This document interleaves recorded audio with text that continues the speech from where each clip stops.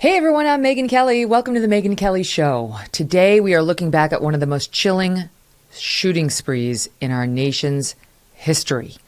It was just over 1 year after 9/11, and for 3 weeks in October of 2002, the DC area was under siege. No one, it seemed, was safe. Attacks targeted people from every walk of life doing the most common of tasks: pumping gas, shopping, mowing the lawn, just walking down the street. At first, law enforcement thought the shooter was likely a white, older man, perhaps with military experience. But as they pieced together the clues, the reality was much different. Today, we are going to take a fascinating look into the Beltway sniper case, and we are thrilled to be joined by someone who was working for the FBI at that time. Jim Clemente is truly a living legend whose own personal story is also fascinating. He's a former FBI profiler who went on to bring his expertise to the small screen and now has a number of exciting projects that we'll get into in a bit. Jim Clemente, welcome to the show. Hello, Megan. Thank you for having me. It's very great to be here. And I really appreciate all the work that you do, getting out all this amazing true crime. Oh, Jim, thank you for saying that. From you, that's a great compliment, because I know you've devoted your life to catching bad guys and talking about it and helping people understand the process and how it's done. I've learned from you, and our listeners and viewers are about to as well, if they haven't caught your work yet. This case, I remember this so well. I was just about to move to the DC area. Wow. And so was watching it, with great interest, and thankfully had not yet gotten there. But the thing that was just so terrifying about it was there was no way of preventing, other than staying in your house all day and not doing any of the normal things you would do. There was absolutely no way of preventing it from happening to you, because, like I say, it could literally have been you were just walking down the street. That there was no method, it seemed, to how they chose their victims. Yeah, there was a very random process going on. And with snipers, that's generally the case. Snipers will actually have absolutely no relationship to their victims. They actually choose a method of operation that distances themselves from their victims. They want to feel like God, taking life from afar and above. And because of that, they typically pick random victims that just happen into their purview. But in that case, when that was going on, there were so many people who were putting up double blankets over all their windows in their houses, who were, when they had to go to the grocery store, were pulling up right next to the front, or actually crawl walking into the grocery stores, or while they're getting gas. It was a terrifying time in that whole Washington, D.C. area. It's not like today, when post-COVID, ordering your groceries is not uncommon. People know how to do that. They know how to do most things without leaving their house. The world has now been set up to allow that. Back then, you had to leave the house. You had to go outside, and it was like places like Michael's. Who hasn't been to Michael's, to go get whatever, a baking tray for the holiday cookies you're making or something. Home Depot, exactly. Or your gas, it's like I read too, and I didn't remember this from the time, but some gas station owners were setting up big tarps around the area where you'd pump your gas so that you could feel confident no one would shoot you. It was a month of hell. It was the most direct, horrific, terroristic event since 9/11. And it was seen as, since it was within a year of when 9/11 happened, it was seen as potentially an extension of 9/11. People thought that this could be some outside terrorist who was running amok in the Washington, D.C. area, particularly because D.C. is such a political place, and all these shootings happened right around D.C. and even right into D.C. And those things got people worried, especially people in the FBI. Yeah, I remember it was like the three things, not to compare, because 9/11 is in a class of its own, but we suffered that terrorist attack. Then the anthrax scare came. And then within 12 months or so, we're looking at the DC sniper attacks, these seemingly at random. And, people may remember 10 people died, but 20 people were shot. I mean, 13 as part of that 1 month, but it actually wound up going well beyond that, which we'll get to. Well beyond, yeah. So it truly was terror, events of terror back then. And people wonder why, now, the benefit of hindsight, we submitted to the security state, the expansion of all these programs and spying and so on. We were scared.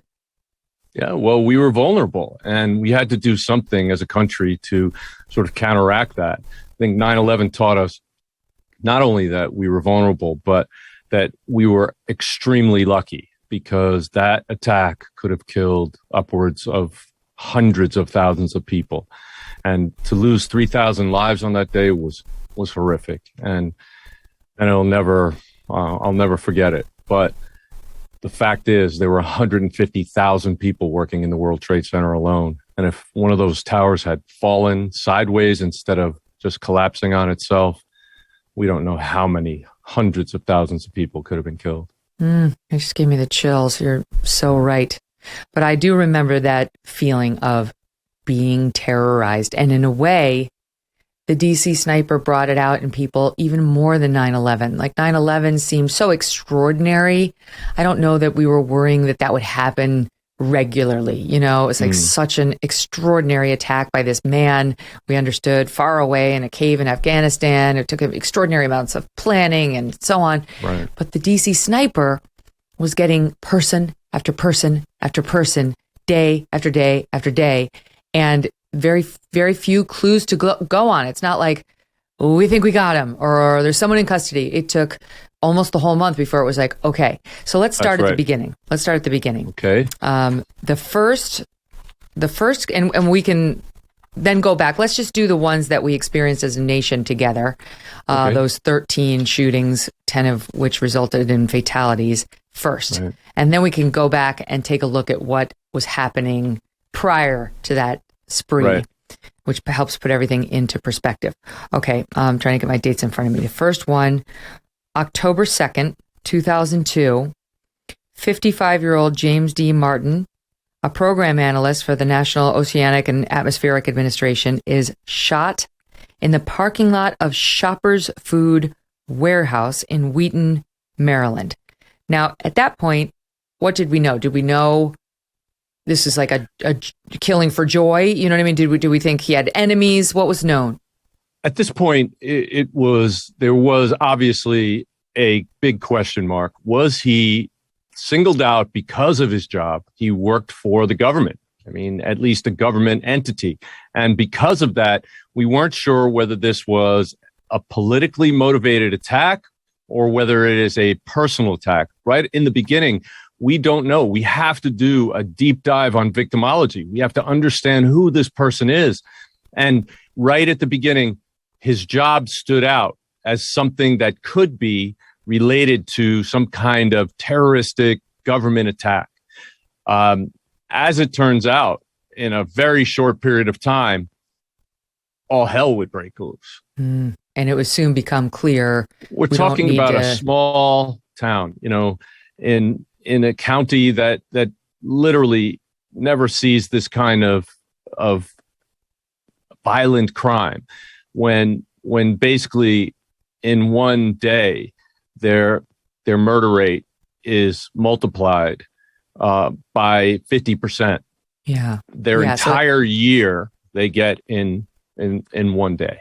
So in the beginning, you're thinking, like you say, is it something to do with his job? What is it? Let's look into all of that. But that lasted about 24 hours, as far as I can see. I mean, it was less than a day before the next crime took place. That was of a 39-year-old man, landscaper named James L. Buchanan. Police were called to the crime scene. They found him. He'd been fatally shot while mowing a lawn at a commercial establishment near Rockville, Maryland. So now, I mean, at least one of the other clues here is this isn't about class, right? Now you've got somebody who's probably more professionally educated. Now you got a different guy who mows lawns for a living. Both men, one's almost 40, one's 55, and not, I don't know, but Rockville, Maryland versus Wheaton, Maryland, not too far away, right? They're not too far. Close. They're neighboring towns, but the thing about it is that we didn't know right away that these were related. We had to, ballistics is what actually created that connection, but it took a little while to get the bullets from both of these victims and to match them to the same, being fired from the same weapon. The fact is that when Buchanan's body was found, it looked like it was an accident. He was mowing lawn. It looked like maybe a rock kicked up or some glass kicked up and struck him, but then it was determined that he was actually shot. And so now we have two shootings within a fairly short geographic distance, both in towns where there wasn't a lot of shootings. So there's some connection being drawn at this point. The FBI is not involved at this point yet. It's a local police matter.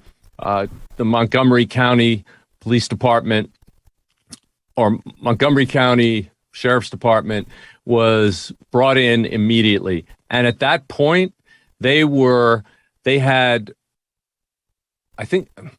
just a handful of detectives working for them. And of course, these detectives would have to go from one scene to the next. And of course, normally they would get one shooting every several months. And now they have two shootings within 24 hours, 27 hours maybe. Do you remember whether there were eyewitnesses this early? You know, I imagine they'd be asking, did anybody see anything? Did anybody see anything? Did anybody have something to report on how it went down? There were a lot of people interviewed, and the problem here in this case at this time is that whoever the shooter is, he's a ghost. Nobody sees him.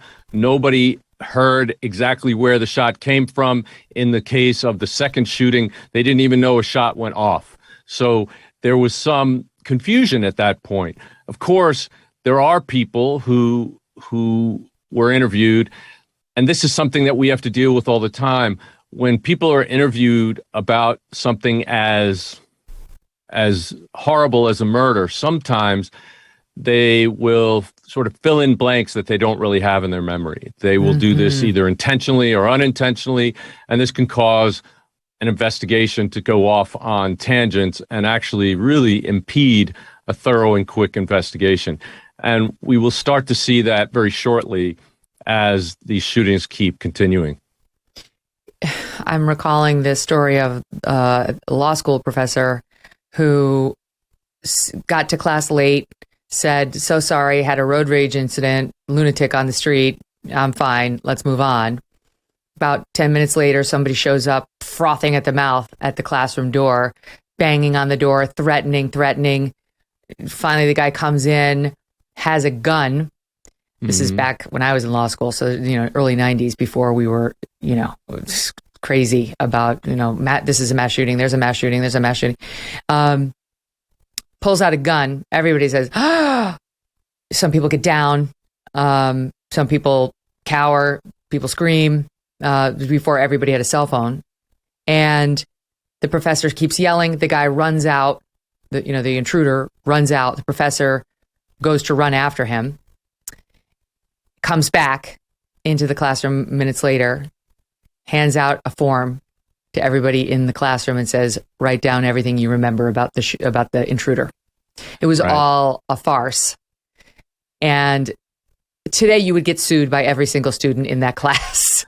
Today you would, but it's a great teaching experiment because it's a social experiment, really. But what it is trying to demonstrate the fallacy that eyewitness testimony is actually accurate.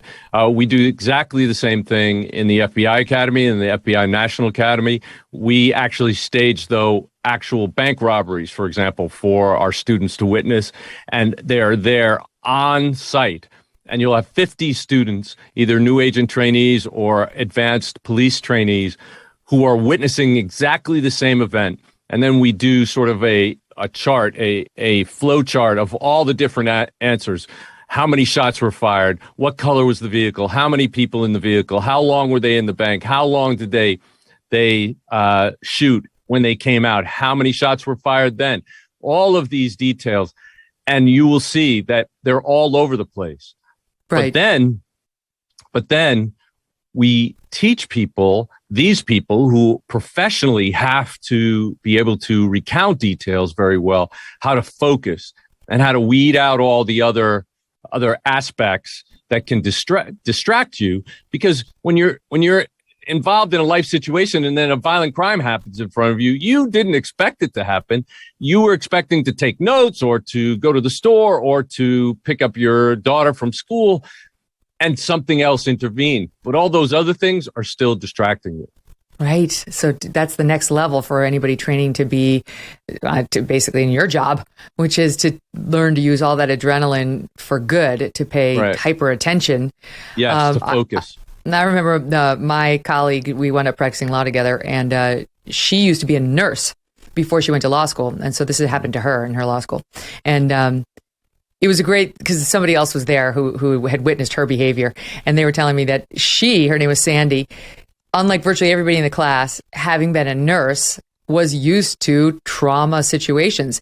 And so while like some of the big male burly guys in the class were underneath their desks, she was like, you over there was a guy in a wheelchair near the front door. She's like, get him away from that front door. You move there, you move this. Blah, blah, blah. She totally took command. It's this, diminutive. Sounds like she had special forces training.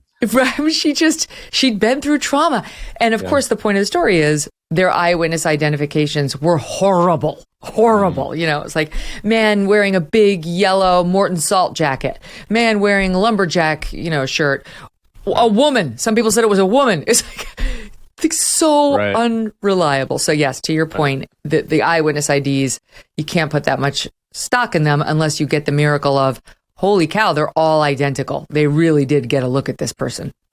Well, and again, it's going to be a filtering out process, and that's what we do when we do all these mass interviews. When we're doing sort of neighborhood canvases and so forth, we want to ask exactly the same questions, and then we can measure the answers against each other. If you don't have a form for that, and every officer is out asking different questions, you can never really find out which people are telling the truth and which people aren't. And again, it might be unintentional. In other words, some people believe that they are actually recounting what happened. But what happens is memory is not a digital video of this event. Memory is stored in several different areas. Each one of your senses has the ability to store information from a memory in a different part of your brain. And in order to remember it, you have to pull those pieces together. If there's a piece missing, if you don't remember what it sounded like or what somebody looked like or how tall somebody was, your brain will fill in what you expect. And if you're focusing only on that gun, which many times people say that gun barrel looked massive when the gun was pointing at them, and it focuses your attention on that and away from the features of the person that are right in front of you. But we've developed ways of actually maximizing the ability of somebody to recall things. Really? We developed cognitive interviewing. And basically, it's a way to get people to relax and to put themselves back into the situation in a non-threatening way. And then we engage all of their senses, not just their sight and sound. Most people will recount events through sight and sound, but they won't tell you what the temperature was like on that day, what smells came into their nose while smells this was are happening. big. But if you bring those things back, it's like linking up a chain in your brain to all the different parts of your memory, and you can pull them out more easily. So we try to do that without any suggestion, but we do certain techniques to get people to think about it. And one of the ways is to get them to tell us what happened the first thing in the morning and go detail by detail what they did that morning. So by the time they get to the event, their brain is already used to recounting a lot of detail. And again, getting all that sensory information involved just ramps up the ability of somebody to remember something. For example, if I said, tell me about Thanksgiving at your home when you were a kid, one of the first things you'll remember is the family being together, the smells of the turkey cooking, everybody being together, the mood, the ambience, the how people were situated in around the table. All those kinds of things will help you have a much more rich experience when you try to recall that. And that's what we try to do about crimes too. That's good stuff. I mean, who hasn't had the experience of they're out of your deodorant when you're at the store, so you get something that's a one-off. And then when you put it on, you're like, oh, summer 1986. You know, It's like you don't necessarily know the date, but you know you've had it before, and just the smell takes you back to that place. Yeah, your sense of smell is the most directly wired to your brain. There's only one synapse between the nerves that end coming from your nose and getting to your brain. So because of that, it's one of the most incredible ways to recall something just by smell. Oh, this is a fascinating side journey. We could do a whole show just on this. Yeah. All right, so back to the DC. Back to murder. Yeah, back to the DC sniper. So you mentioned ballistics. So how long does it take to get the bullet? I mean, in a situation like that, where now we've had a shooting on October 2nd, and the very next day, James L. Buchanan, the 39-year-old landscaper, gets shot. Could you possibly have much information on the ballistics that quickly? Not yet. First of all, they're two different towns, and then the shootings happened. The first 6 shootings happened within 27 hours. So it wasn't literally till towards the end of that 27 hours that we started to get information that these were all they all seemed to be a ballistic match, and then that was confirmed shortly thereafter. But when you start seeing then shooting after shooting, you can start, because it's such an anomaly in this area, to have a sniper shooting. In other words, there were shootings in this county, but these shootings were typically with a handgun by someone who was right in front of the person, and there is some kind of ongoing dispute or a robbery going bad, an armed robbery going bad. This kind of shooting where there's a sniper who is completely distanced and invisible to everybody, that is something that's a very unique thing. And just that behavior in and of itself started to link these crimes by MO. So we talked about the first two. That the October 3rd was the big day. There was just the one on October 2nd. Though right before that first killing, there had been a shot fired through a window at Michael's craft store in Aspen Hill, Maryland, but no one was hit. Okay, so now we have 2 victims. Later that same day, October 3rd, Prem Kumar Walakar, 52, a part-time cab driver, killed while pumping gas in the Aspen Hill area of Montgomery County, Maryland. Again, that's where that Michael's was. That's number 3. Then October 3rd, again, Sarah Ramos, 34. Now it's a woman. Silver Spring, Maryland, killed at a post office.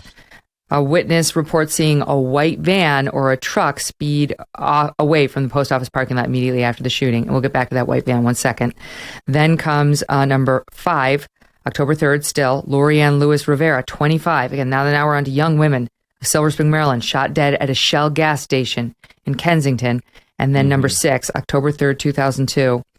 This is the only one in Washington, D.C. Pascal Charlotte. Just over the line, right. Yeah, 72 years old, shot in the chest as he just walked down Georgia Avenue, taken to a hospital where he dies less than an hour later. That last one, number 6, the first shooting to occur at night. The others, I had forgotten about this, were all in broad daylight. That's crazy. Exactly. It is crazy. And what it does is it tells us immediately as profilers that the person who did this had a high level of criminal sophistication. And what does that mean? Well, it means he knows how to plan and execute his crimes. Another thing that we saw, now you have 6 shots, 6 kills within 27 hours, a very tight time frame. Generally, this kind of shooting would be labeled a spree. In other words, an offender who is going off and just killing as many people as he or she can in a row. But generally, when we see that, when we have a shooting spree, we see some level of decompensation in the shooter, in his skills and his planning. Things just don't go according to plan, and things start falling apart. He might have to carjack somebody's car to get away. He might have to shoot out with the police or somebody else who pulls a gun on him. None of that happened here. So we felt that this offender, while he was certainly had to be in his late 30s or early 40s, at least, that he had some kind of military or police training and experience. It couldn't be somebody who just learned how to shoot a gun at paper targets. Because when you're shooting at human beings, when you actually take a life, that actually takes a certain kind of individual. And somebody who's doing that and is not rattled by it, that's somebody who's done it before. And like you said about your nurse in the example in law school, she had gone through trauma, which is why she could remain calm. And I mentioned about special forces training. They put you through every possible horrible scenario and anything that could go wrong and things blowing up all around you, so that when you're in special forces and you're in a firefight, you actually calm down. You actually can see things that other people can't even see because they're focused on all the bangs and the bullets and the explosions, while you are focused on what you need to do to survive this and stop the threat. So we have, just in that first day, a tremendous amount of information. One, a sniper, he chose his weapon. He chose this weapon because he wanted to feel like God. He wanted to feel omnipotent. He wanted to feel like he could take a life from afar and above, and nobody can stop him. And he chooses when their lives ended. And that came out because these random victims who couldn't have been planned, in other words, some of them had just, as a fluke, sat down on a bench or just decided to go to the post office, that kind of thing. You can't actually know that this person is going to be at that place at that time. And so when we put all that together, the random victimology, the sniper, the fact that he had not decompensated at all, we really thought we were looking for somebody who had to be at least in his late 30s, maybe early 40s, and experienced the line of fire before.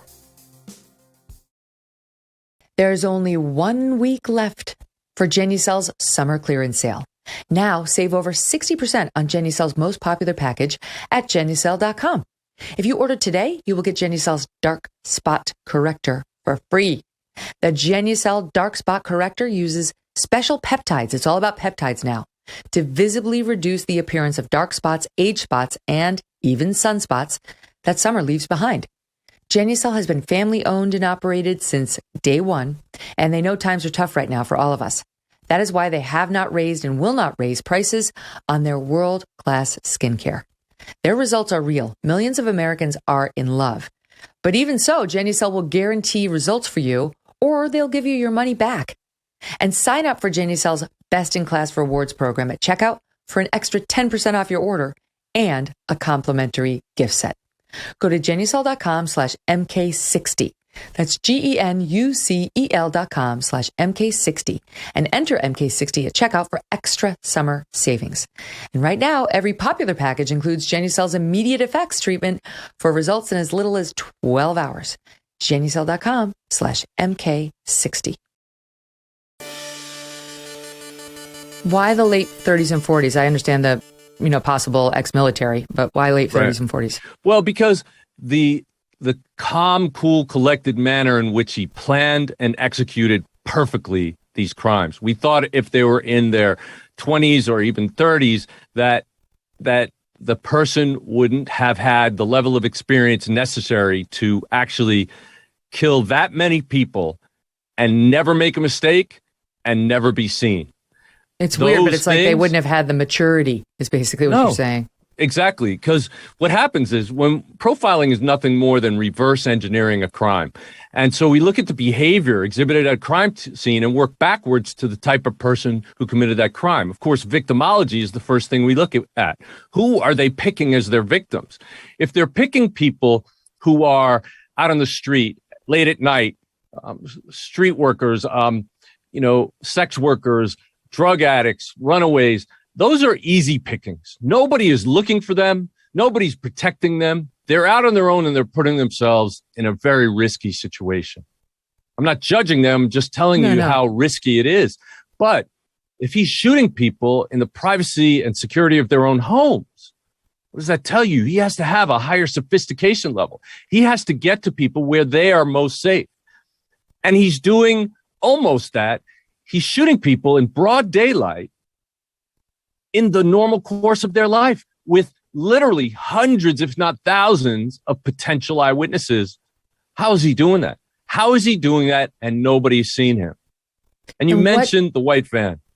Yeah. Wait, hold on that one for 1 second, because I know that we have more on the God complex later. But what was it at that point that suggested to you that this person may have one? The reason why we theorize that he had a God complex is because of his choice of weapon in crime. His M.O. screams out God complex.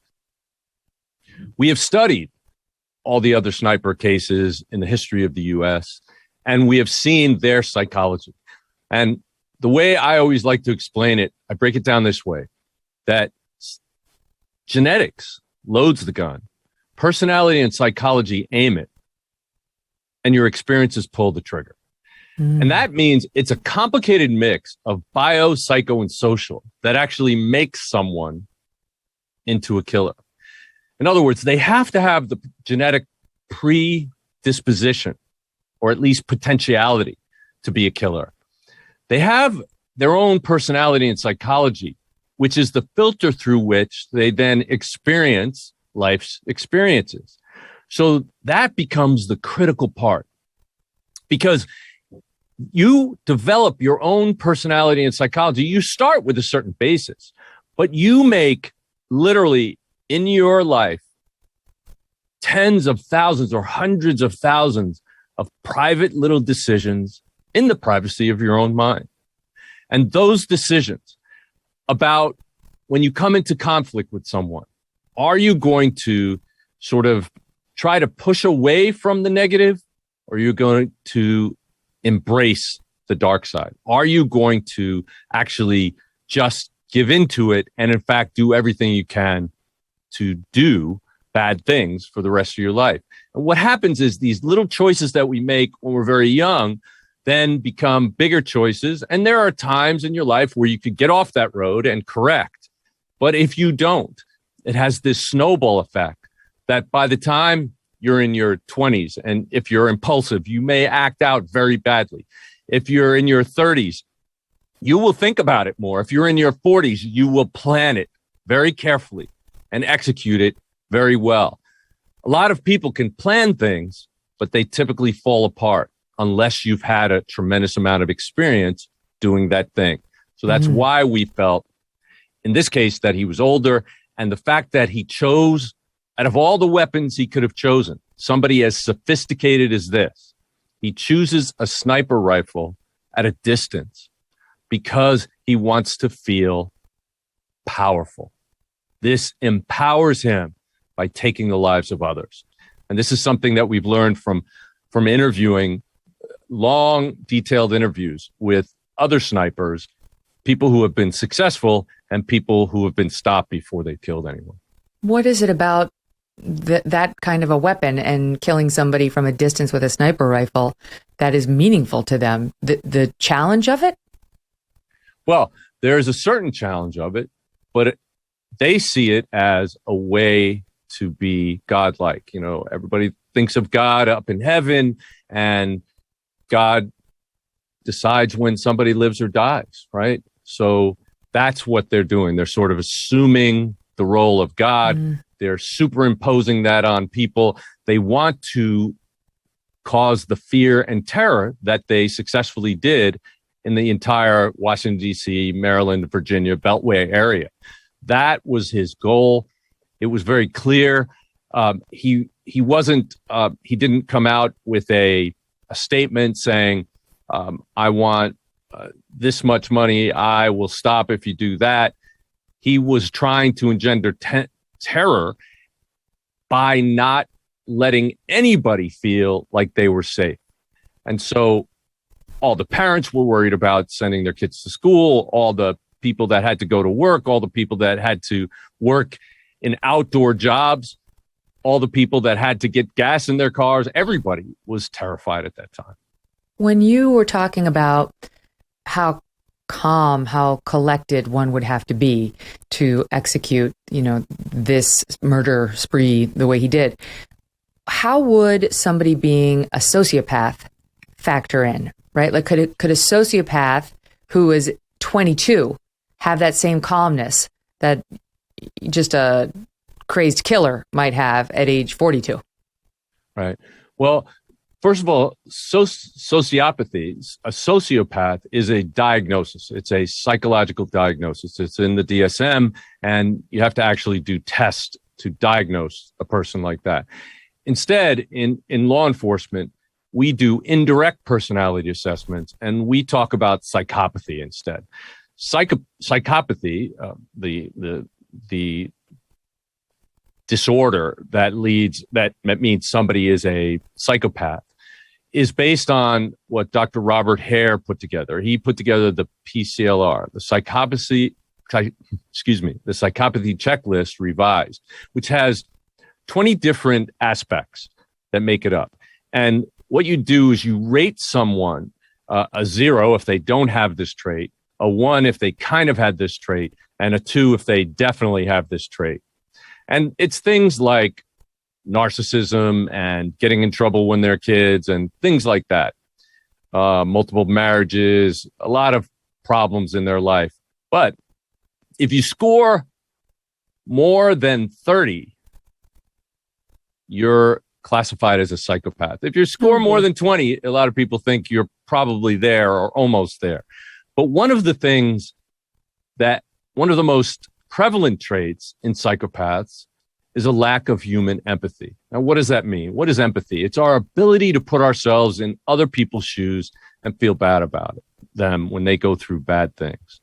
And it's one of the things that helps prevent us from hurting people and being violent. This is a sort of a survival mechanism that our brain puts in front of. It's sort of our frontal lobe. It's our policeman. It basically says, stop before you go too far. And many psychopaths have none of that at all. They are completely devoid of empathy, and many of them are completely devoid of human emotion. Now, the smart ones can see it in other people, and they can mimic it. Learn to fake it. Right. Fake it very well. And that's what they use to manipulate people. Ted Bundy. Ted Bundy is a great example. Also, I don't really love giving names of people that are bad. I work for the victims, not for the bad guys, but Vandersloot, the guy who killed Natalie Holloway, and also the daughter of a South American race car driver, and on the 5-year anniversary of killing Natalie Holloway. Oh, that's right. I forgot he killed a second person. Totally forgot that until you mentioned it. She had found out because she read something on the internet about him on the anniversary, and he ends up killing her. But what he does is he walks out of the hotel room with 2 empty coffee cups, goes and gets coffee, and comes back to, quote, discover her dead. Immediately after killing her, he recovers, comes up with a plan. If I go out and look and carry 2 cups, I can say, I thought she was still alive. She was alive when I left. And when I came back, I found her dead. He's immediately trying to build an alibi. Well, guess what? He didn't realize that there was a camera literally right outside his hotel room door, and nobody went in or out after he left. And so they were very easily able to break through that alibi. But the important thing is that psychopaths have the ability to recover quickly. They actually live for thrills, so they're exciting people to be around, for example. But in this case, we saw the fact that he was able to do this in a cold, calculated manner as not only confirming that he was probably going to be high on the psychopathy checklist, but also confirming that he had experience doing exactly this somewhere in his life. We need that checklist posted in the show notes so that young women dating can just quietly drop these questions. Can't do it all at once, ladies. It's too on the nose. But, just like over the first date, you could maybe squeeze in 2. So second date, have like a friend show up and ask a few. There must be a way of peppering these if your instincts haven't served you well. I would be a little cautious about it just because, people who haven't done this thousands of times can sort of misinterpret behavior. There's a lot of things that a lot of little traits or characteristics of psychological disorders, minor characteristics of them that we all have. But people can see those minor characteristics and think it means everything in the diagnostic category, and they could be wrong that way. Although we actually did a show for Audible, and yes. It's called Am I Dating a Serial Killer? Exactly. I wanted to ask you about that.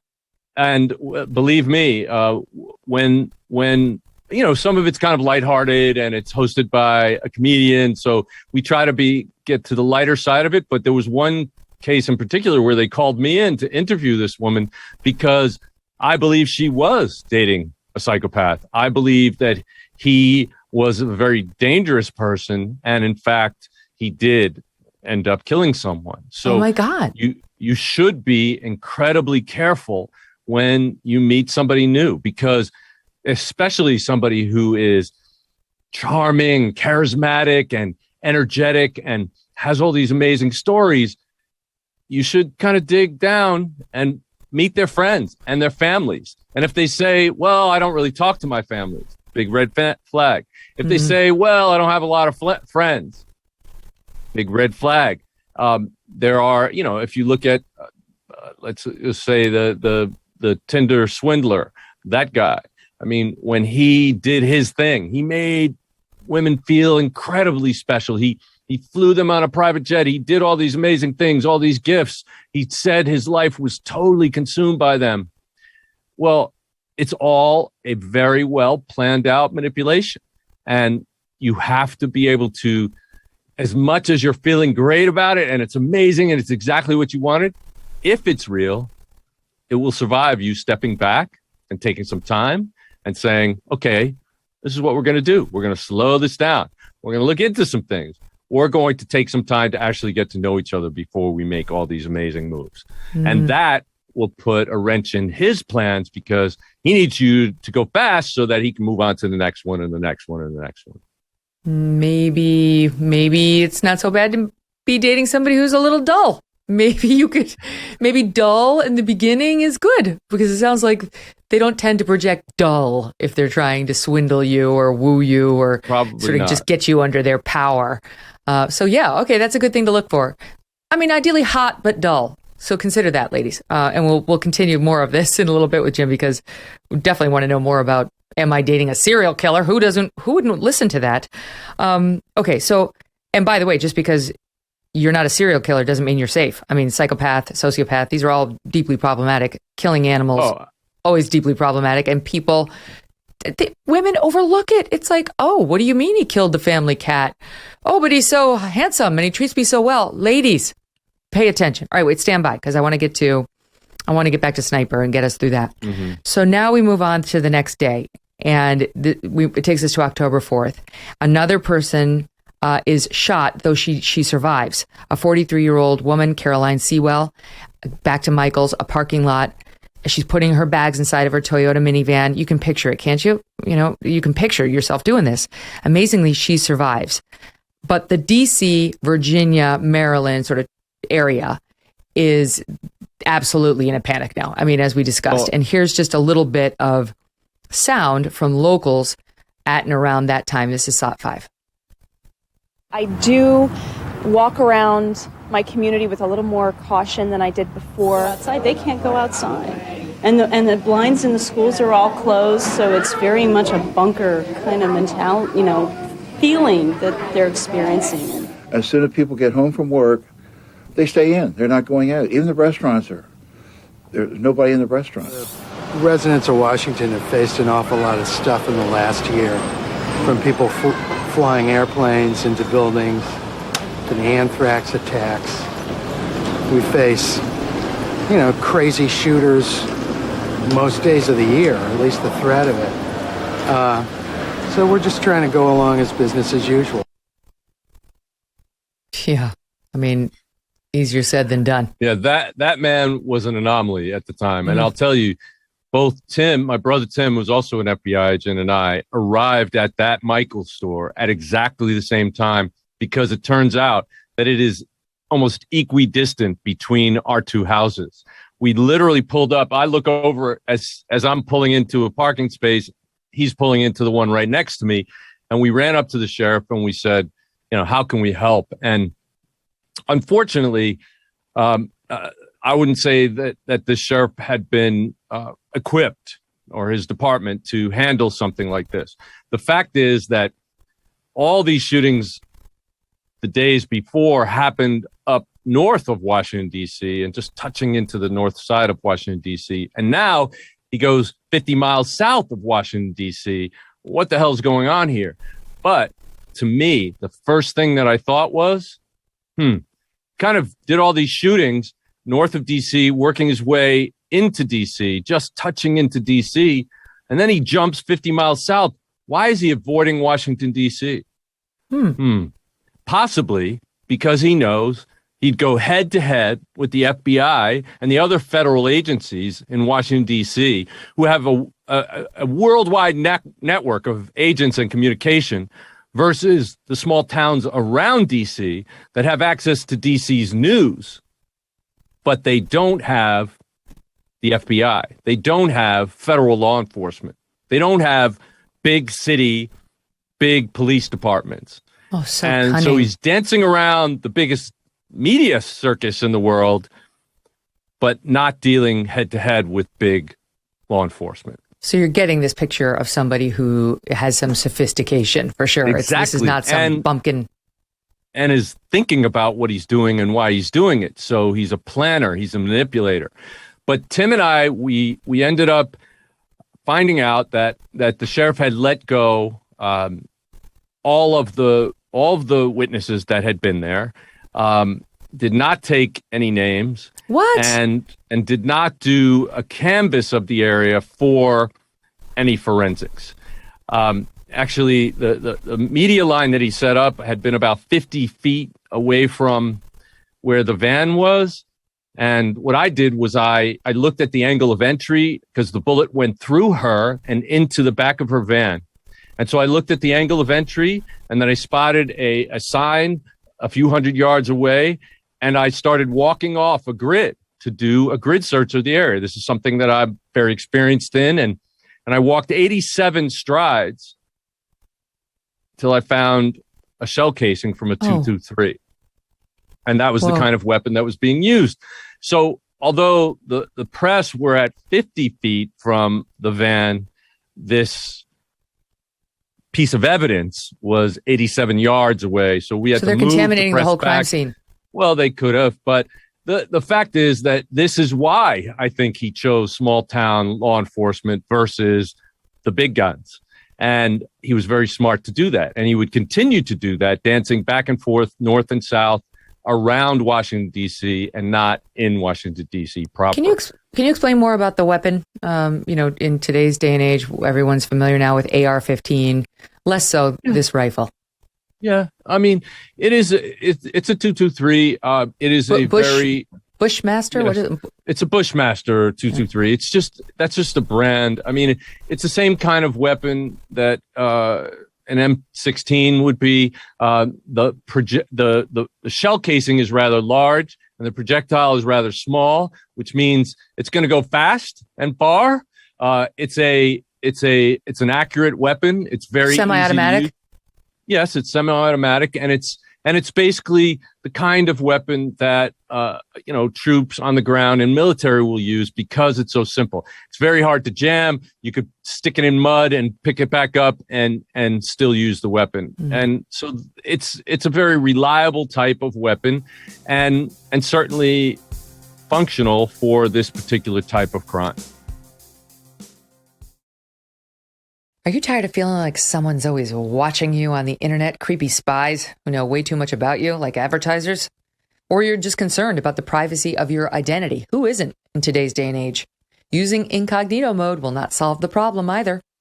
IPVanish VPN is here for you. They will protect your right to privacy and help you stay anonymous online. IPVanish helps you safely browse the internet without exposing your private details to third parties. You can use IPVanish on your computers, tablets, phones, even devices like your Fire Stick when you're streaming media. When you use IPVanish, all of your data is encrypted. IPVanish makes you virtually invisible online. It's that simple. IPVanish is offering an incredible 70% off their yearly plan, 70 I say, for our listeners with a 30-day money-back guarantee. That is like getting almost an entire year, 9 months, for free. IPVanish is super easy to use as well. All you do is you tap one button, you are instantly protected. Take your privacy back today, your peace of mind, with a brand rated 4.6 out of 5 on Trustpilot. Go to ipvanish.com/Megyn. Use that promo code MEGYN to claim your 70% savings. So don't forget that. It's ipvanish.com/Megyn. The troops use machine guns. This is not that. Right. This is single. Right. Yeah, one single pull the action, trigger, one bullet. Right. But so far, that's all he's needed. Yeah, I One got shot, one kill. And that is something that is really, up until this, it's very scary, because it also tells us that this person really knows what he's doing. Because in order for him to be invisible, in other words, nobody actually saw him pull the trigger ever, it means he has to have a really good sniper's perch. And since it's out in public in the daylight, that means he has some way of concealing himself. And of course, we started hearing about a white van who that sped away from one of the scenes. Well, if you heard shots and you were in a white van, well, it's very reasonable that you might want to speed away. It's also very important to know that a white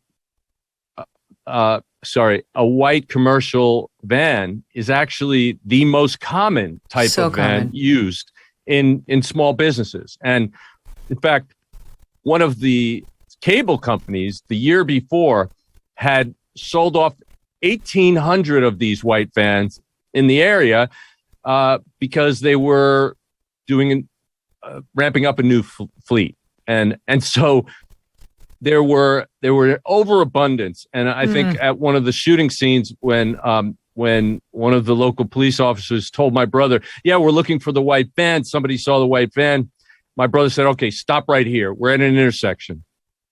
I want you to count the number of white vans you see right now.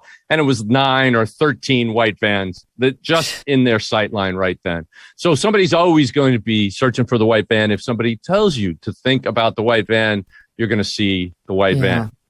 I've told my kids, like, as you get to be driving age or you're driving with your friends or whatever, do not park next to vans. Do not park next to a van. There is no point. There's no reason. There's plenty of parking spots. Just bad things happen. It's just too easy for bad guys to reach out and grab somebody who's smaller, weaker, right, and take them. No question. It's good to be proactive. It's good to be situationally aware. And in this case, what ends up happening is that the sheriff, when I went back and talked to him, and I said, what have the people said? Because Michael's is literally in the parking lot of what's called the Spotsylvania Mall. And I looked around, there were at least 3,000 cars visible to me at that time. And I said, what witnesses? What have they said? And he said, there were no witnesses. So I sent them all home. And I said, come on, somebody must have said something. And he said, well, there's this one guy, but he's 18 years old and he uses drugs and he's lied to us before. And he said, and I said, what did he say? He said it was a black guy with an afro who peeled out in a dark sedan. Wow. And I said, great. Did you put out an APB on it? He said, no, I put out the APB on the white van, just like Chief Moose told us. Wow. And I just, took in a deep breath, but I also clocked it. Now, this is an unreliable witness who's lied to the police before, who's a drug user, but it could be Why would something. he lie about this? Yeah, it could be. And the other thing is, our viewers may not Well, maybe they do remember, but we didn't have cameras everywhere back then. This was No. immediately post 9/11. It would take a while for that apparatus to get up at every corner of America. It wasn't there yet. And not only that, this was a very rural area. This is Fredericksburg, Virginia. In fact, it's Spotsylvania County, Virginia. And it's a tiny little area that happens to have some box stores and a mall, but it's just a very suburban, 55 miles away from Washington, D.C., kind of quiet little bedroom town. And nobody the iPhone expected didn't come out until 2007 as well. So people weren't popping open their phones and getting the immediate aftermath. Sometimes it bears reminders, about how we used to live versus now and these things that we've just become accustomed to. You're right. Right. From we were DNA using to pagers iPhones. in the FBI at the time. Mm-hmm. Okay, so the next shooting, and thank goodness this person survived, was of a child, a 13-year-old shot, critically wounded outside of the Benjamin Tasker Middle School in Bowie, Maryland. So he was shot in the chest, but he survived. He would later testify at one of the trials. And 2 days later, on October 9th, 2002, keep in mind, again, this started, as far as we know, on October 2nd. So here we are a week into this. A tarot card is found near the scene of that shooting at the school. And this is I would say, first big clue. No? Absolutely. Well, the first big clue about that is that this was a response to a lot of the unfortunate statements that police and political figures in the area were making at the time. We told them that the sniper has a God complex, and the last thing you want to do is challenge that sniper. What you want to do is appease them, and then hopefully they will sort of lower their aggression and actually start communicating. Instead, what happened was the Chief Moose made a statement that the streets are safe, the schools are safe. So to prove them wrong, after they called the sniper a coward, going after unarmed people, all this other stuff, person after person was paraded in front of the cameras saying that. They wanted to make a statement. And what they did was they shot somebody on their way into school, this 13-year-old boy. And like you said, luckily he survived. And when they did the search, they found the sniper perch in a patch of woods next to the school, and this tarot card was there. And very, very in alignment with our profile at this point was the statement on the top, "Call me God." And this confirmed, and I think finally Chief Moose listened to us about this sniper. It's the death tarot card. And it says, "Call me God" on it. And then on the back says, "This is for you, Mr. Police. No press." And "Call me God" again. And this was a very interesting thing. And as we began to really crunch all this data that we were getting, the information from all the shootings that happened in one day with one shot, one kill, the fact that he's bouncing around to these small jurisdictions, the fact that nobody has actually seen him, the fact that everybody's chasing ghost white vans, the fact that he communicated with us saying, "Call me God," and the fact that he said, "This is for you, Mr. Police." Well, that really raised some issues with Jim Fitzgerald, who was my buddy in the behavioral analysis unit and who had started forensic linguistic profiling. And that is using the actual content of the words, the construction of the language to tell a lot about the writer.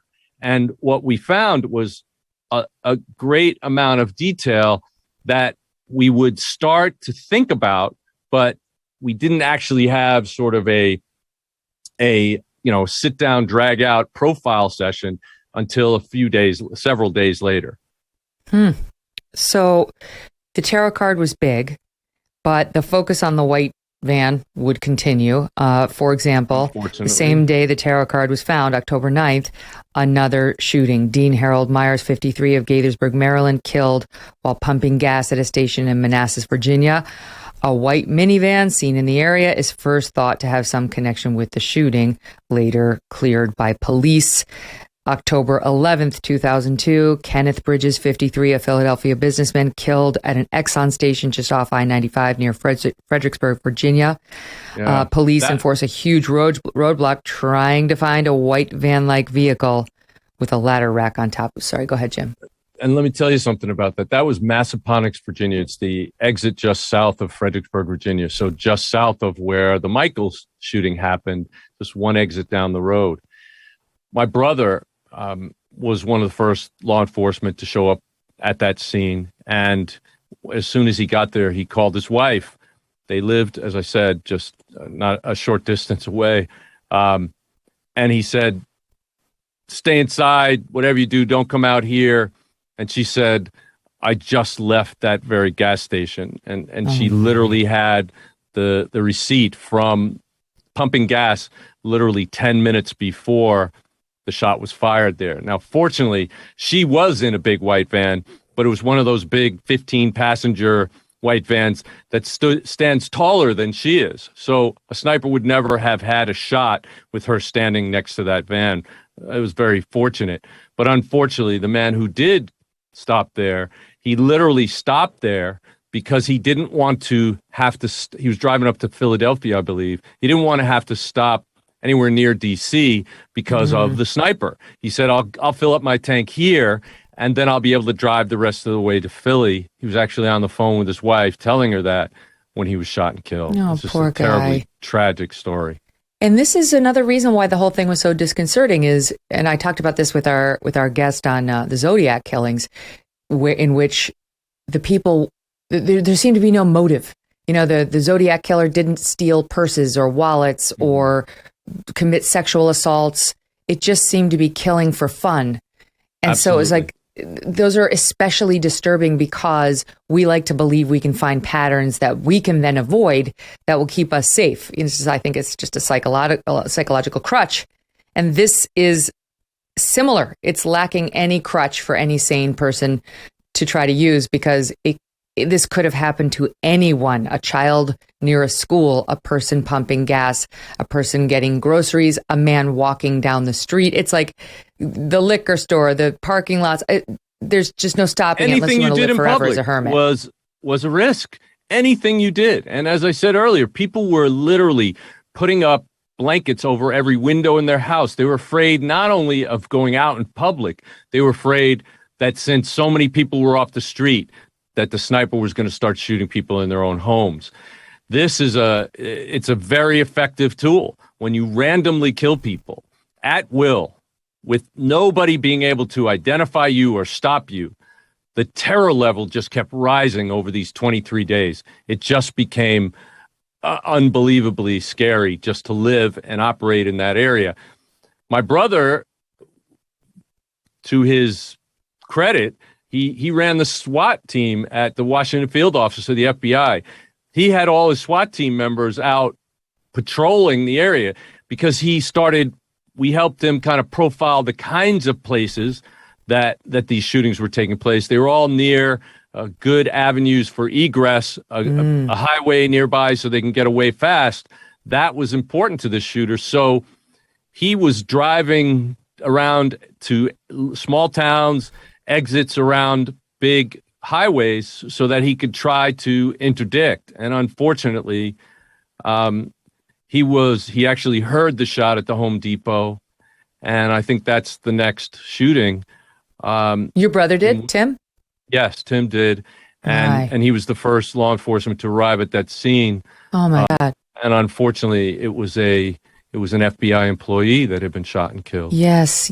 Okay. And that was a woman, right? That was Linda Franklin, 47, Arlington, Virginia. This was the 11th victim, though not yet fatality, because two of the earlier folks survived. She was shot and killed by a single gunshot in the Home Depot parking lot in Falls Church, Virginia, an FBI intelligence analyst.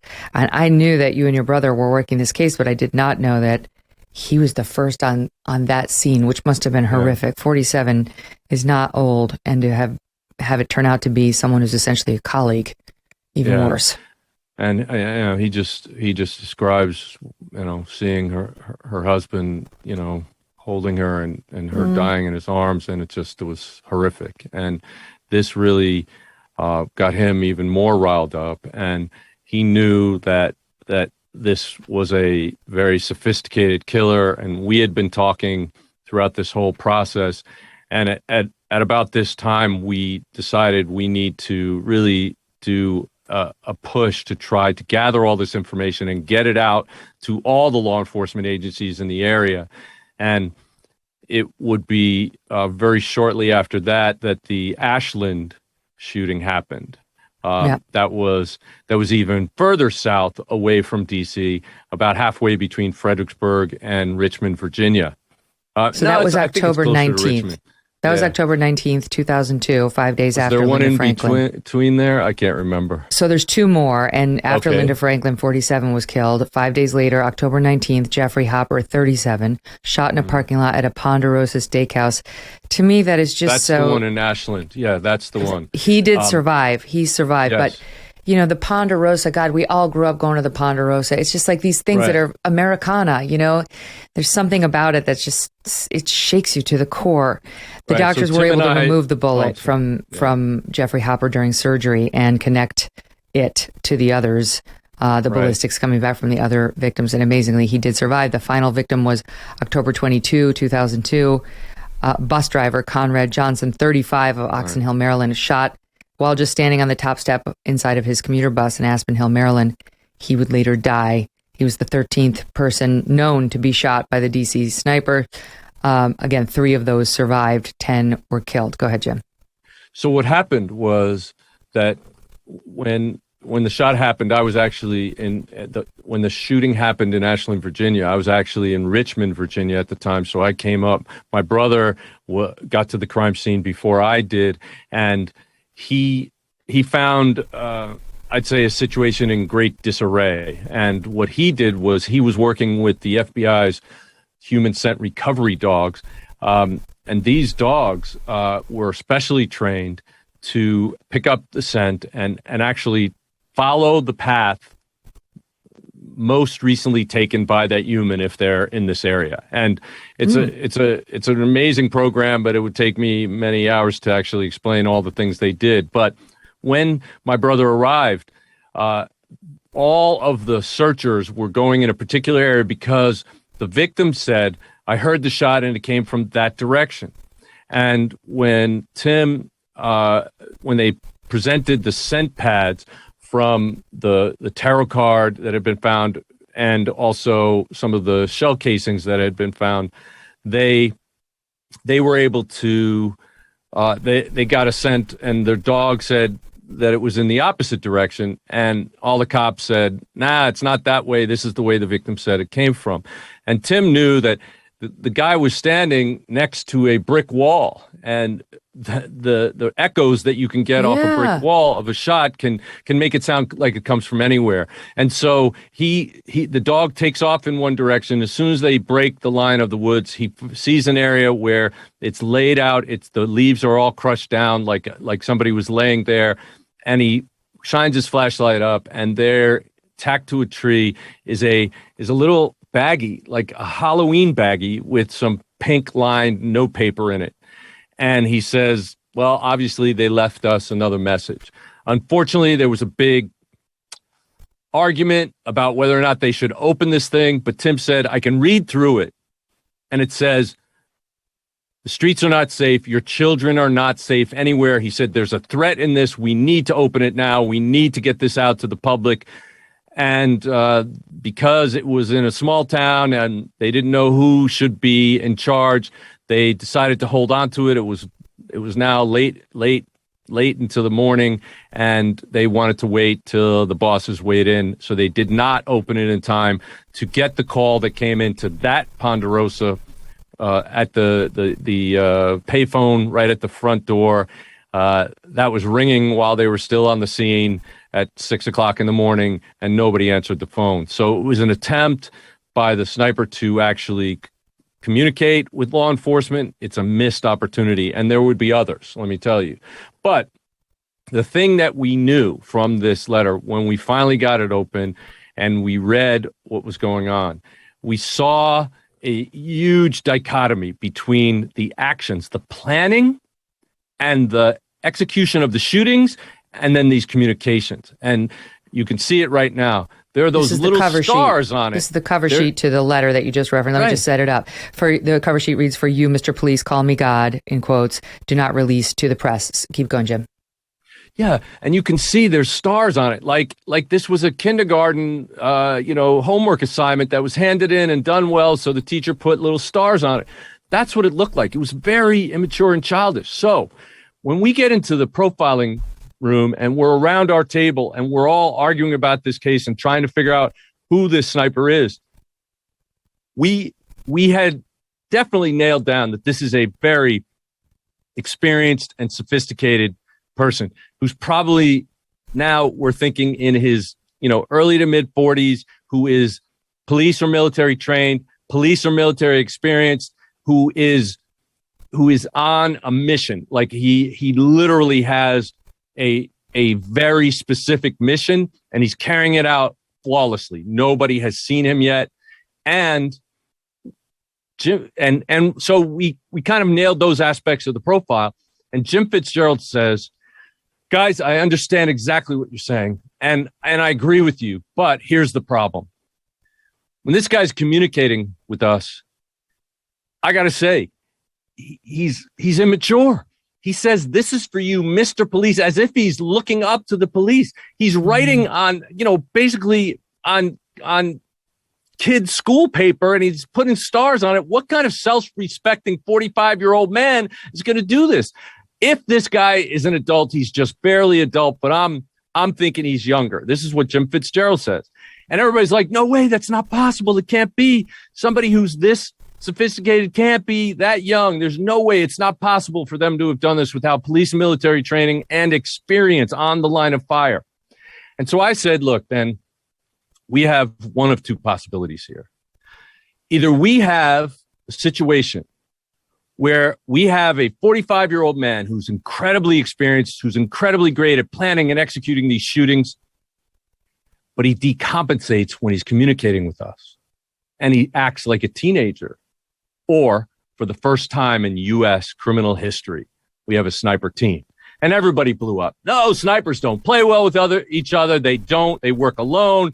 Every case in history so far has been like this. You're a fool if you think it's otherwise. And Fitz chimes in. He says, well, it would make sense, because I'm telling you, whoever wrote this is like a child. How can he be so sophisticated and be a child? And everybody's telling me it can't happen. And I said, well, it could happen. If you have a 45-year-old and you have a 15-year-old, and the 45-year-old is controlling the 15-year-old. You said that at that point.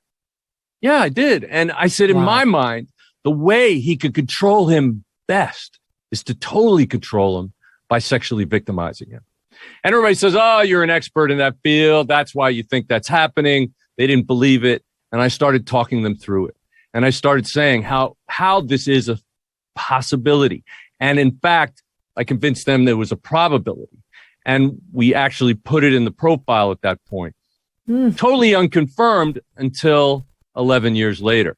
But well, that one piece of it, but the rest of it would be confirmed within days. Oh, yes, right. But the part of it about how these two snipers, for the first time in U.S. history, were willing and able to work together.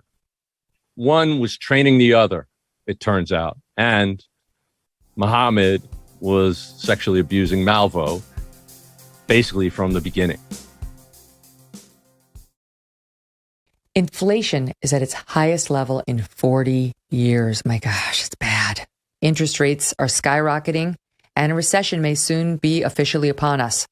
Caught between runaway inflation and a recession, our retirement accounts may be in real danger.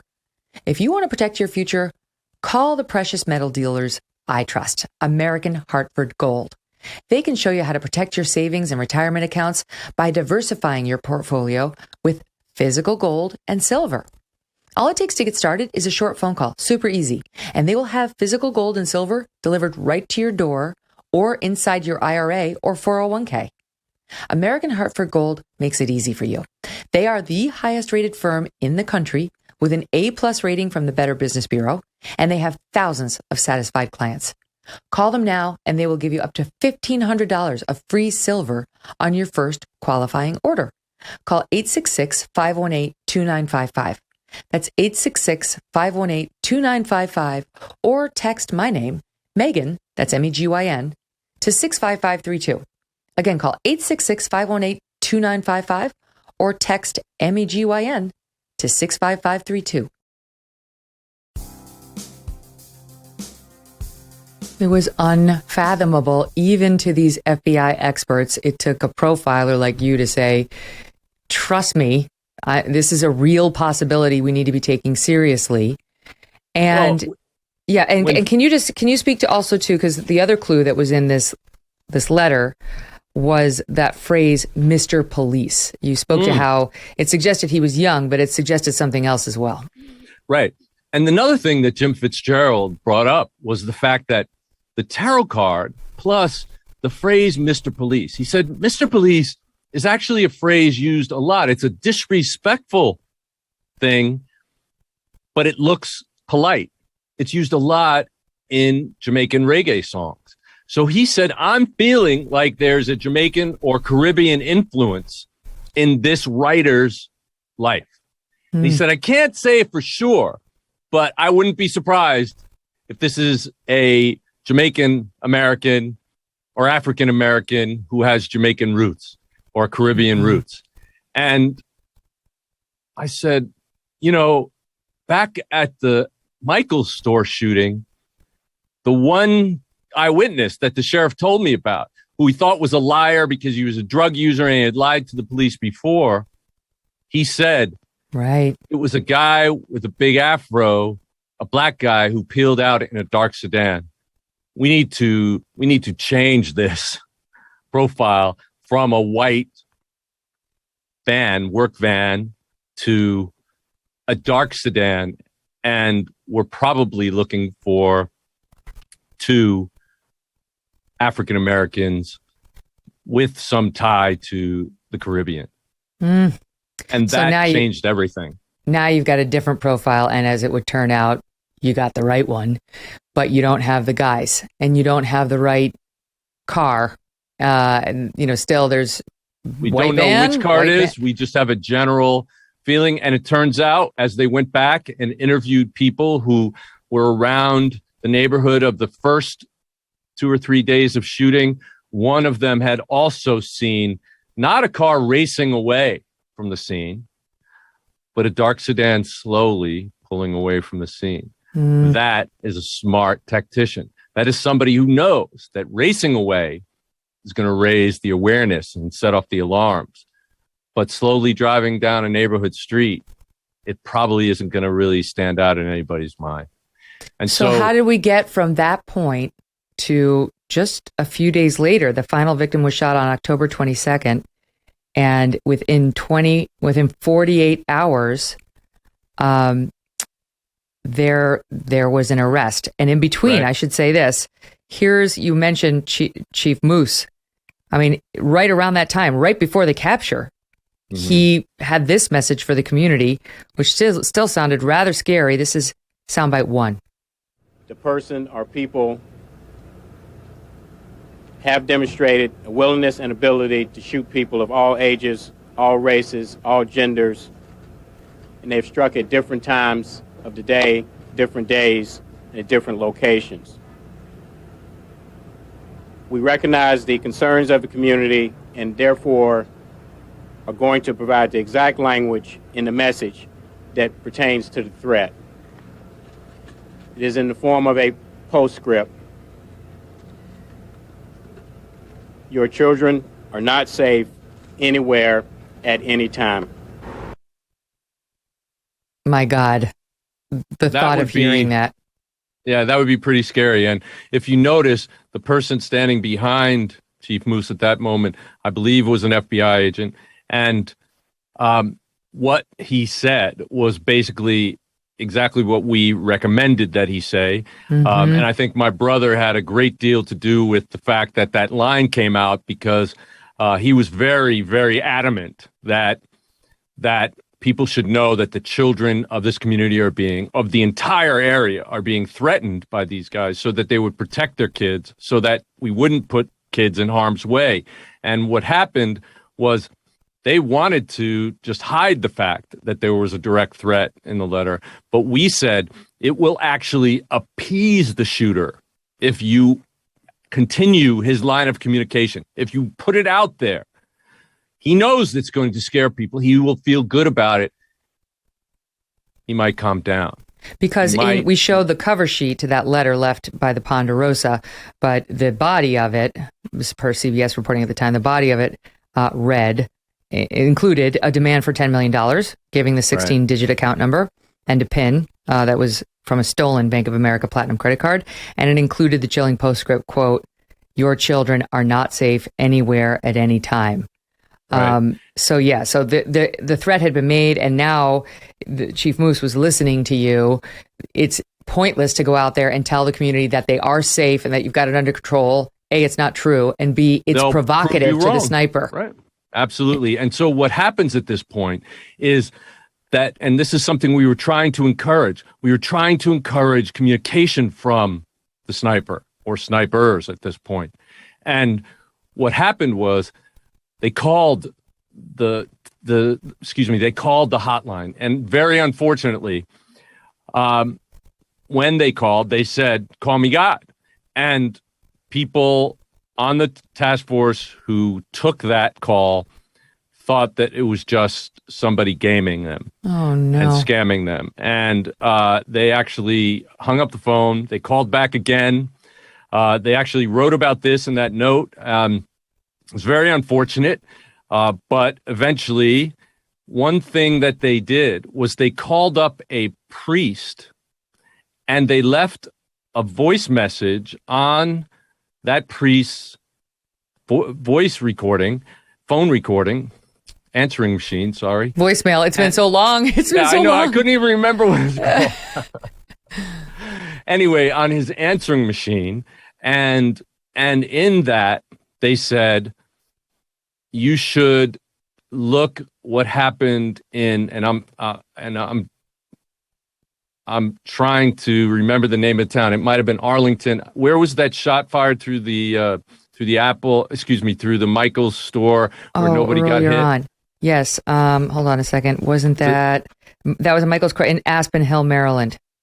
All right. I'm talking about, before that, there was actually a shooting in Montgomery, Alabama, right? Montgomery. There you go. Okay. Yeah. So that was one of the ones that we hadn't yet discussed. That was on the list, right? Not attributable to the sniper yet, but other murders were happening in the country at and around this time, and one of them was about to get linked in.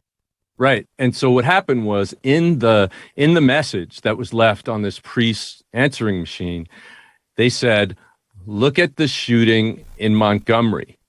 And everybody there, because we were talking about the first days of shootings in Montgomery County, thought it was Montgomery County, Maryland. But somebody came up with the idea, maybe he's talking about Montgomery, Alabama. It could be. And so they looked to see if there were any unsolved shootings there. And yes, there was a store, and somebody came in and picked up a magazine and then left. And then a couple of minutes later, a bullet goes flying through the window and just misses a woman behind the cash register.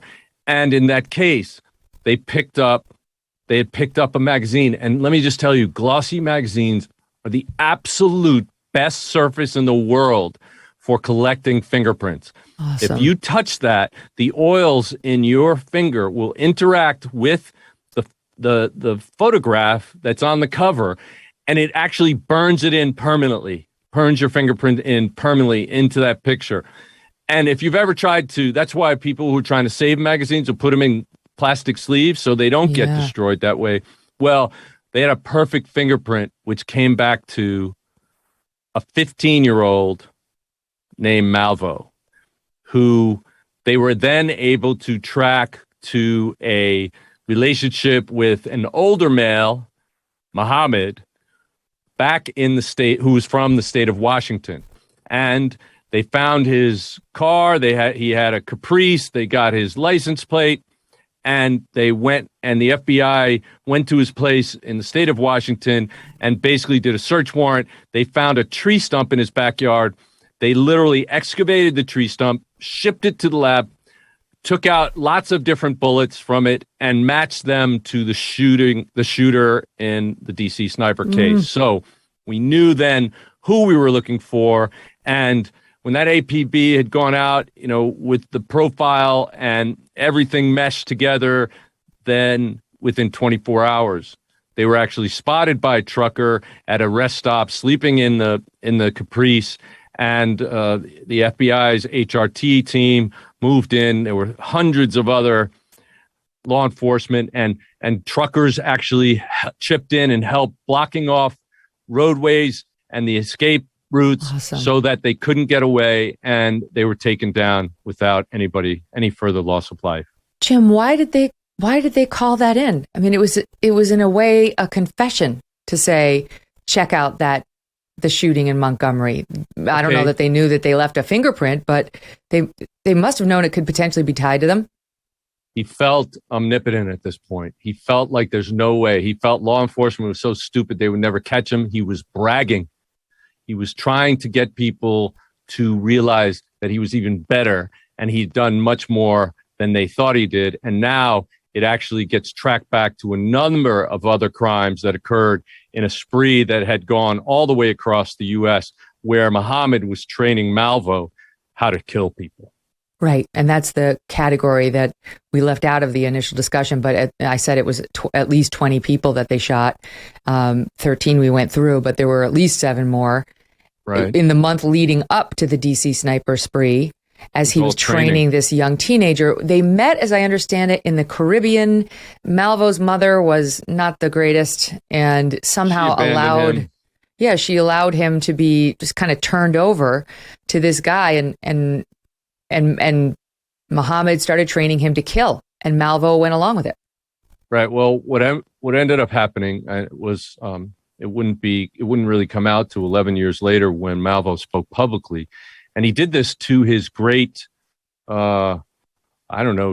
detriment, because speaking about this in Jamaica, which is an extremely homophobic place to this day, they consider if you're a male and you're sexually victimized by a male, they consider that homosexual activity on the victim's part.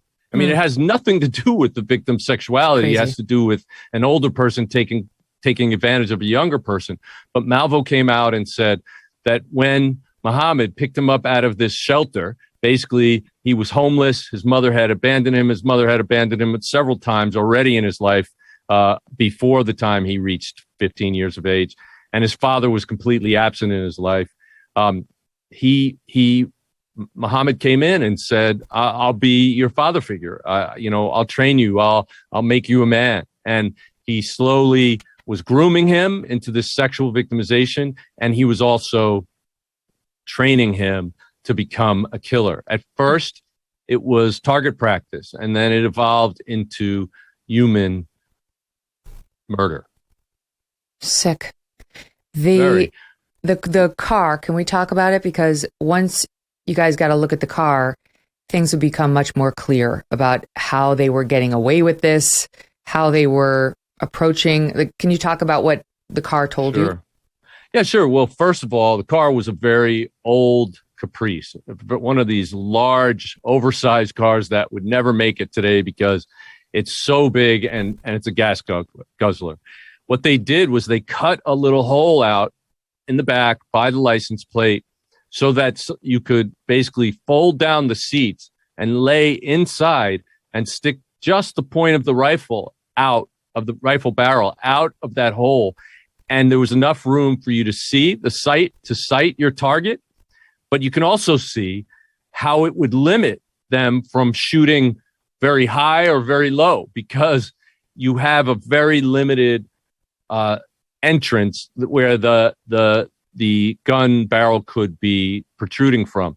So most of the sound of the shot is going to be contained within that trunk. If they weren't wearing headphones in there, they would have blown their their eardrums out if they kept firing that weapon in such a close space. But we understand that a number of the shootings were done by Muhammad, and some of them were, quote, training shots done by Malvo. Wow. They may have been the ones that people survived, because it's very difficult for us to think that Malvo at such a young age would have been able to carry out the shootings that happened in the beginning. And at least in one of the cases, we know that somebody saw Malvo driving away from the scene. That was the Spotsylvania Mall Michaels. And they also had, he's spoken about how he admits to killing people himself, but he also says he was the lookout. He would make sure that there was no one in the line of fire, not for that person's protection, but just so that they didn't have that many witnesses and it was a clear shot. So one would scout and the other one would kill. And they had done something with the back seat to make it possible, I guess, to lie down, from the back seat straight into the trunk. So I assume on your belly, you can, be in shooting position. Yes, absolutely. But what was even more disturbing than everything that had come out was when we found out that Muhammad's actual motive, although he said what he was doing is training Malvo to be a killer, and that he wanted to create a school for kids his age, and he would train all of them, and he'd form an army to just take over and fight the oppression that he grew up in, and that kind of stuff. That was all just garbage. What it actually was his wife had gotten custody of their children. He was pissed off, and he was going to kill his wife so that he could then regain custody of his children. And what he did was he made this whole plan up so that he could kill a whole bunch of people and then shoot his wife as part of this, hoping that it would just be seen as one of the random victims and nobody would suspect him. Diabolical. So that he would be awarded his children back. Here is Muhammad's ex-wife on how she found out that he was the suspect and what she thought. This is SOT 3. The way I found out that it was John was when ATF knocked on my door and said that they were going to name John as the sniper. And so they asked me, well, do you think that he would do something like this? And I was like, well, yeah. I said, well, why would you think that? I said, well, he said he could take a small city, terrorize it. They would think it would be a group of people, and it would only be me. I mean, I wonder, Jim, did anybody ask her, so when we had a sniper problem on our hands, did you ever think that could be my ex-husband? I think in general, people, when terrible things happen, generally people in the community don't think it's going to happen to them. We still feel like this distance. I think in this particular case, I've spoken to her personally about this. I think she was not at all, especially the white van of it and all that, all these distractions that were out there. And since he didn't specifically tell her that he would be a sniper, but he did say he could terrorize the town and kill a bunch of people and then kill her, and everybody would think it would be all part of that same plan. So what? I really what don't about believe Malvo? that she knew. Okay, but I don't think she knew either. I just wondered if it occurred to her after that threat. How do you take a not well treated, I guess, not well raised, but not terrorist 15-year-old boy, and turn him into what he calls a monster? Malvo is still sitting in prison. I'll set it up with this soundbite from him not long ago. This is soundbite 6. I mean, I was a monster. If you look up the definition, I mean, that's what a monster is. I was a ghoul. I was a thief. I stole people's lives. I did someone else's bidding just because they said so. I mean, that is the definition of a monster. That was him speaking to the Washington Post in 2012. Yeah, I think what happened was a combination of, remember I talked about the genetics, loading the gun, personality, psychology, aiming it, and the experiences pull the trigger. I think in his case, because he was born in a situation that was not only poverty stricken, but he himself had been taken advantage of a number of times, and not just sexually with Muhammad, but other things that had happened to him, and he was basically booted from place to place and living on the streets, scrapping for himself. He didn't feel connected to society at all.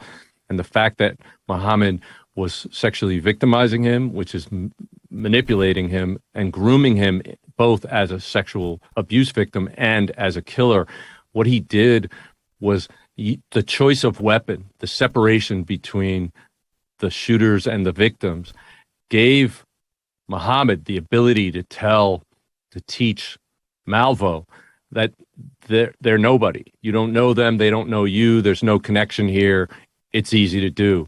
And I think it was a perfect storm, both the needs that this kid had, and he had to have the potentiality. I mean, I don't know how much anger and rage had built up inside of him, but certainly being victimized over and over again by Muhammad, and the same person that you looked up to, the same person that you thought of as a father figure because you didn't have one. This is what he was searching for in his life. It was a deadly combination. My God, he starts hurting you and he starts making you hurt others.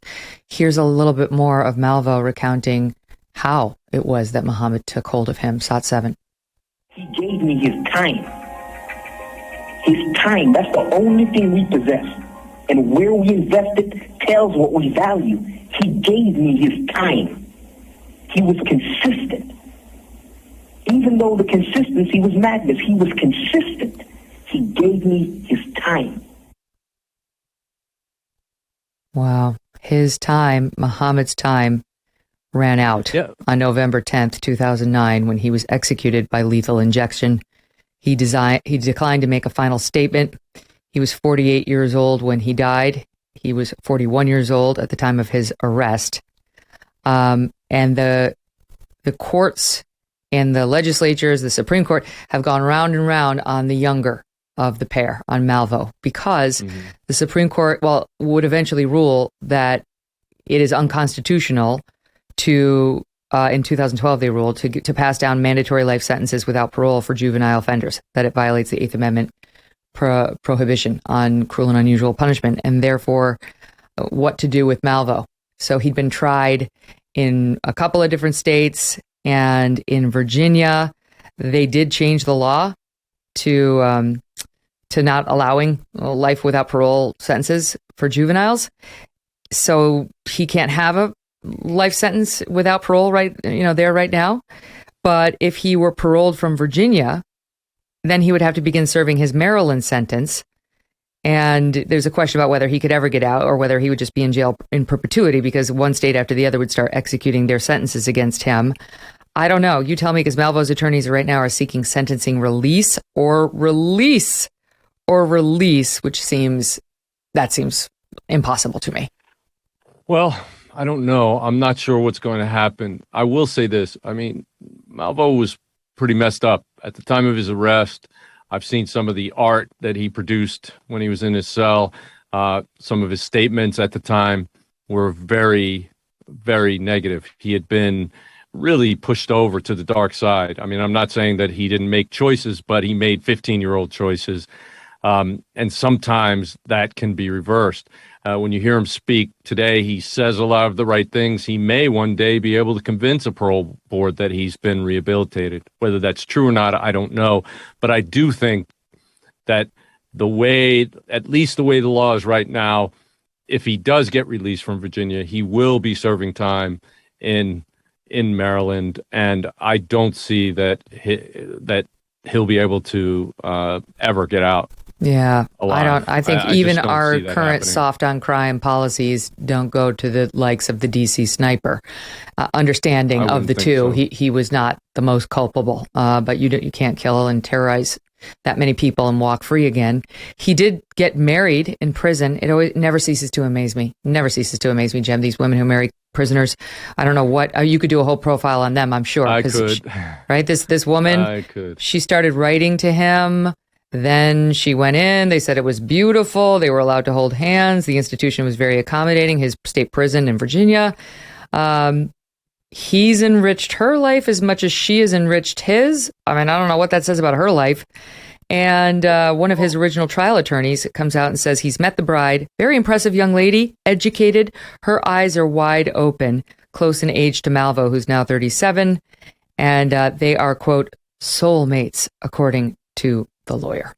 Well, I think there's a lot involved in that psychology, and it happens very often. I mean, it happened with Ramirez here in California. I mean, they made him into a rock star. All these women were literally throwing themselves at him. It was really... Wait, which guy was that? Remind me. Ramirez, the Night Stalker here in California. The Night Stalker. Yeah, he killed a lot of people. He was very brutal. He was very bloody. It was, I mean, some of the stuff I can't even recount that he did. But one of the problems is that I think the women that typically will do this, some of them are very religious and they feel like they have a mission to save these people. Others feel so insecure and insignificant in their own life that they want some connection to something famous or even infamous.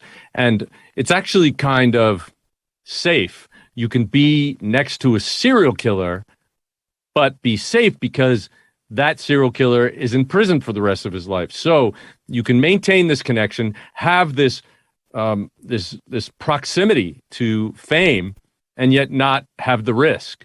So it's a very, very strange psychology that puts people in this place. But as you said, it happens so often. And so many of these killers, who I like to forget the names of, actually end up getting married to mainly women on the outside who have this kind of complex. Yep. It happened with Eric Menendez, too. Somebody married him. I just feel like these women who would spend their lives like that when, it's not like every man's a peach, but at least the ones who, you can actually touch might be a more fruitful place to cast your rod and reel. I don't know. I don't have a lot of sympathy, I have to say. I don't think that they should let this guy out of jail. I will say that as now the Virginia law has been softened, consistent with the U.S. Supreme Court ruling, they're now looking at getting the sentencing release from Maryland, which would be next up to hold him. And we're told a decision in Maryland could come this month on that. So it's a timely discussion we're having. I don't think the odds are in his favor. I mean, Maryland is pretty blue. Even Virginia is these days, but not that blue. And I got to leave it on this note, Jim, because you spent a lot of years at the FBI. I know your brother did too.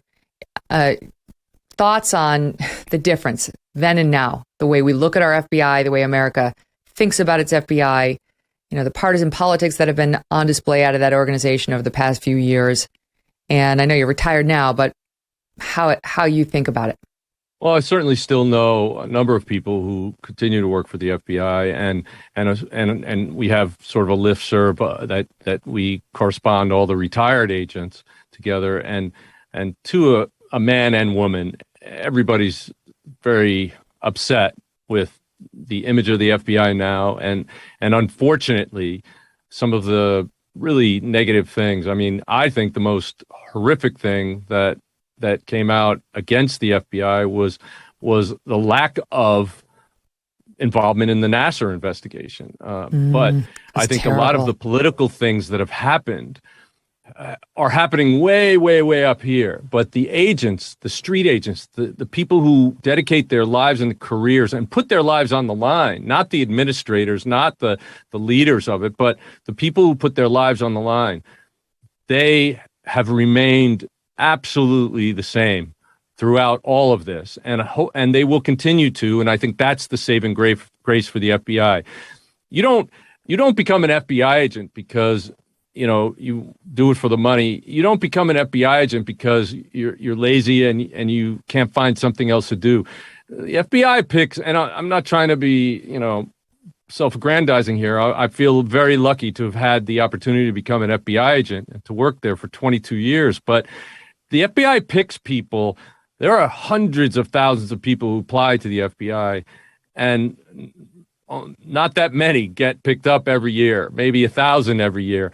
And the fact is there's only about 14,000 agents in the whole country and around the world. So it's a very picky job, and it's very difficult to get in. It's very difficult to maintain your job there. And part of that is the excellence that they demand from you. And I think that excellence has not changed, and it is what's going to save the image of the FBI, because literally the people who have laid down their lives for people in the FBI, and we lost quite a few agents in the last few years. Some of them were first responders on 9/11 and got cancer, and others, there were 2 agents that were killed in Florida just executing a child sex crimes search warrant at a house. And it's a dangerous job, and the people that do it are good people. Unfortunately, I think when law enforcement officers or agents get involved in politics or political decisions, it can never go right. Yeah, it brings shame upon the whole organization. To your credit, I should point out, you obviously were an FBI supervisory special agent, a profiler, 22 years with the FBI, investigated all sorts of cases, bank robberies, serial killers, public corruption, sex crimes, abductions, homicides, on it goes. But there are only 25 profilers out of 14,000 FBI agents, and you were one of them, very competitive. So to your credit, you had an amazing career with them and continue. And now, speaking about these stories, you have a production company, XG Productions. We talked about Am I Dating a Serial Killer, which you can find on Audible if you want to hear more about that. A different host, but she gets into it. And then another one called Best Case, Worst Case. That's on Spotify and Apple. And you're in that one. And that seems to be kind of what we're doing here, taking listeners behind police lines, giving them unparalleled access to law enforcement, looking back at some of the most memorable cases that they were on. Sounds like you got a bunch of episodes. Are they out now? It sounds as of June 3rd. We have over 300 episodes out. Yeah, that's amazing. And basically, Francie Hakes, who's a former state and local and federal prosecutor, she and I host Best Case, Worst Case. We talk to cops and lawyers and related law enforcement professionals about their careers and what's the best case and the worst case that they remember from their career. And what that does is it shows people what the spectrum, the continuum of the kinds of cases that law enforcement has to live with, and also the kinds of people that make up law enforcement. There's 17,000 law enforcement agencies in the United States, over 500,000 officers and agents, and they're a very diverse group of people, but only a few make the bad choices that make the headlines. The rest of them dedicate their lives, literally put their lives on the line, and many of them lose their lives over the course or get injured over the course of their careers. But they are a good group of people who are trying to do good and help people stay safe and stop crime. And that's a really laudable thing. And that's something of which the public needs to be reminded. Those of us on our show have very close connections, family connections with law enforcement. Try to remember that in all of this madness when the reporting hits that's dishonest and politically driven. Thank you for your service, Megyn. And to be continued. All right. Well, thank you for doing this. I appreciate the opportunity to be here. Wow. What a story. What a case. Thank you all for joining us today and all week. You can find more of our true crime content on Apple, Spotify, or wherever you get your podcasts for free. And check us out on YouTube. Go over there and subscribe to our channel, youtube.com/Megyn Kelly. And we would appreciate you smashing that like button and keep on coming back for more great content. We appreciate it.